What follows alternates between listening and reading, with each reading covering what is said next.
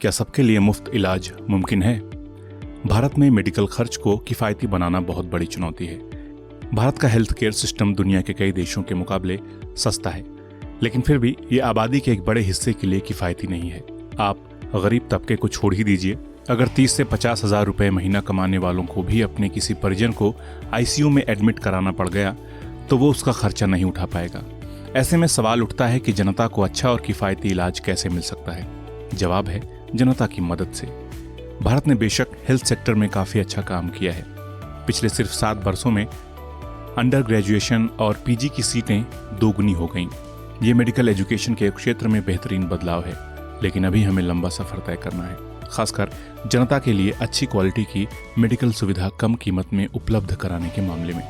अभी क्या होता है कि अगर लागत कम करवाने पर जोर दिया जाता है तो क्वालिटी से समझौता हो जाता है। इस समस्या को एक ही सूरत में दूर किया जा सकता है, फाइनेंशियल इंटरमीडिएटरी बनाकर। आप उसे हेल्थ इंश्योरेंस, हेल्थ स्कीम, कुछ भी कह लीजिए। Now what this country desperately requires is a affordable financial intermediary. You may call it as a health insurance or a health scheme or whatever you call. We need a financial intermediary to which every citizen will contribute a tiny amount of money every month. इसमें सभी citizen हर महीने एक मामूली रकम जमा करेंगे। इसका फायदा उन्हें किफ़ायती इलाज के रूप में मिलेगा। इस चीज़ को एक उदाहरण से समझते हैं। हमारे देश में करीब 90 करोड़ मोबाइल सब्सक्राइबर्स हैं। इनमें से कम 50 करोड़ लोग हर महीने 300 से 500 रुपए का रिचार्ज कराते हैं, बात करने या फिर फिल्म देखने जैसे कामों के लिए। अगर हर महीने एक मोबाइल यूज़र से 50 रुपए लिया जाए तो एक महीने में करीब 2,500 करोड़ रुपए इकट्ठा हो जाएंगे। फिर इसका इस्तेमाल लोगों के मुफ्त इलाज के लिए बड़े आराम से किया जा सकता है। इस तरह से पैसे जुटाने की ज़रूरत इसलिए भी है क्योंकि आज भी ज़्यादातर लोग इंश्योरेंस की अहमियत नहीं समझते, खासकर ग्रामीण इलाकों में। मैं करीब 17 साल पहले कर्नाटक गया था स्टेट कोऑपरेटिव सोसाइटी की यशस्विनी हेल्थ इंश्योरेंस स्कीम लॉन्च करने। इसके प्रचार प्रसार के लिए मुझे पूरे राज्य में घूमना पड़ा। मैं गाँव में पहुँचा, शाम का वक्त था और किसानों की चौपाल लगी थी। मैंने उन्हें माइक्रो हेल्थ इंश्योरेंस स्कीम के बारे में समझाने की कोशिश की। मैंने उनसे कहा, इस स्कीम में आपको हर महीने 5 रुपए जमा करने पड़ेंगे। फिर अगर कभी आप बीमार होते हैं, आपको हार्ट ऑपरेशन, ब्रेन ऑपरेशन या किसी तरह की सर्जरी की ज़रूरत पड़ती है तो बिल्कुल मुफ्त होगा। मैंने उन्हें एकदम उदाहरण के साथ समझाया कि इस स्कीम का खर्च आपकी बीड़ी के एक बंडल के बराबर है। तभी एक किसान ने उठकर कहा, अगर मैं हर महीने 5 रुपए जमा करता हूँ और साल भर में मुझे किसी तरह का ऑपरेशन कराने की ज़रूरत नहीं पड़ती, तो क्या साल के आखिर में आप मेरे पैसे वापस लौटा देंगे? ये बात उसे किसान या गांव की नहीं है। भारत में अधिकतर लोग इंश्योरेंस के बारे में यही सोचते हैं, फिर चाहे वो हेल्थ इंश्योरेंस या फिर गाड़ी का। यही वजह है कि मैं उनसे मोबाइल रिचार्ज के जरिए पैसा जुटाने के लिए कह रहा हूँ, क्योंकि मैं उनके बिहेवियर को समझता हूँ। अगर आप उनसे कहेंगे कि हेल्थ केयर के लिए 5 रुपए दीजिए तो वे नहीं देंगे, लेकिन यही पैसा किसी दूसरे काम के लिए देने को कहेंगे तो वे मान जाएंगे। मैंने ये चीज़ कुछ जगहों पर आजमाई भी। मैंने किसानों से कहा कि कोऑपरेटिव सोसाइटी दूध के बदले आपको हर महीने जो पैसा देती है, अब वो उसमें 5 रुपए काट कर देगी।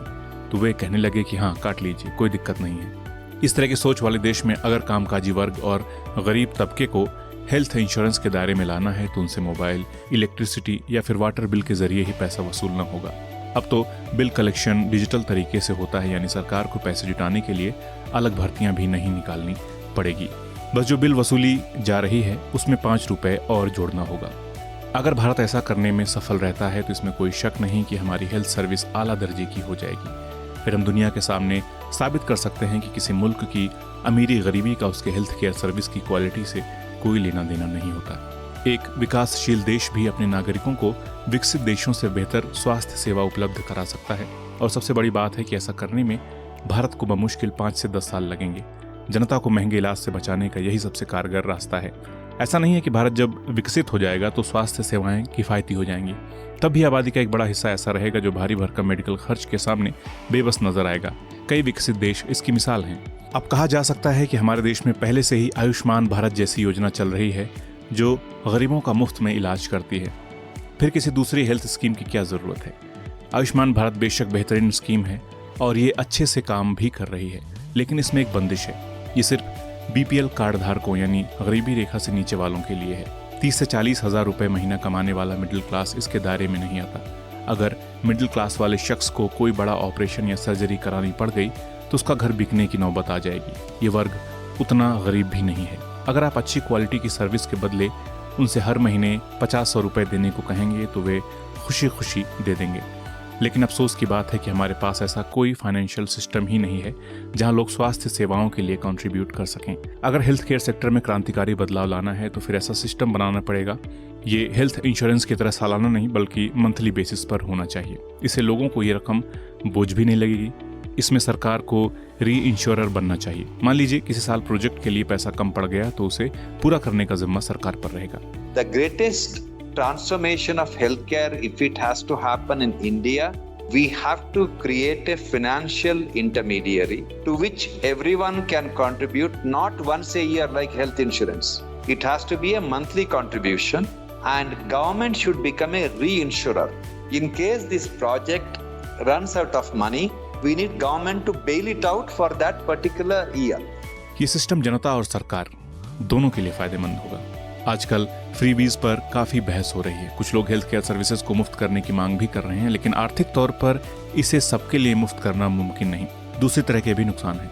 आप कर्नाटक की यशस्विनी इंश्योरेंस स्कीम को ही लें तो उसमें 5 रुपए देना पड़ता था। अगर कोई किसी योजना में हर महीने कंट्रीब्यूट करता है तो भले ही वो रकम 5 रुपए हो तो वो उसके लिए लड़ सकता है। वो पूरे हक के साथ कह सकता है कि मैंने इस स्कीम के लिए पैसे दिए हैं तो मुझे इसका फायदा मिलना चाहिए। लेकिन सुविधा मुफ्त रहेगी तो उसे देने वाले के ऊपर कोई दबाव नहीं रहेगा। उसके व्यवहार में वो गंभीरता नहीं दिखेगी। मरीज भी अपने हक के लिए उस मजबूती से नहीं लड़ पाएगा क्योंकि उसे भी लगेगा कि मैं इस सुविधा के लिए कोई शुल्क नहीं दे रहा हूँ। दूसरी दिक्कत पैसों से जुड़ी है। फ्री हेल्थ केयर का सिस्टम उन्हीं देशों में चल सकता है जिनके पास काफी बड़ा टैक्स बेस होगा। इस सूरत में टैक्स से होने वाली आमदनी से मुफ्त हेल्थ केयर का खर्च निकल जाएगा। मिसाल के लिए आप इंग्लैंड को ले लीजिए। चाहे आप करोड़पति हो या मामूली मजदूर, आपका इलाज एक ही वार्ड में होगा। वहाँ रईसों को कोई वीआईपी ट्रीटमेंट नहीं दिया जाता, किसी को पैसे भी नहीं पड़ते। नेशनल हेल्थ सर्विस के किसी अस्पताल में कैश काउंटर तक नहीं होता। वहाँ हर कोई फ्री हेल्थ स्कीम के दायरे में आता है और उनका सिस्टम काफी अच्छे से काम कर रहा है। लेकिन अब वहाँ भी फाइनेंशियल दिक्कत आ रही है, लोगों की औसत आयु बढ़ रही है और टैक्स बेस घट रहा है। ऐसे में जितने भी फ्री हेल्थ केयर वाले देश हैं वे अपनी रणनीति पर नए सिरे से विचार कर रहे हैं। अगर भारत की बात करें तो यहाँ लोग मोबाइल सर्विस के लिए पैसे देते हैं, एंटरटेनमेंट के लिए पैसे देते हैं और अगर उन्हें अच्छी क्वालिटी की सर्विस मिलेगी तो हेल्थ केयर के लिए पैसे देने में नहीं हिचकेंगे। आदर्श स्थिति में तो सरकार को भी सभी को फ्री हेल्थ केयर देना चाहिए। लेकिन भारत जैसे मुल्क में टैक्स देने वालों की तादाद डबल डिजिट में भी नहीं होगी तो हमारी अर्थव्यवस्था फ्री हेल्थ केयर का बोझ नहीं उठा पाएगी। ऐसे में हम सभी लोगों को साथ लेकर self funding health care type scheme ला सकते हैं जो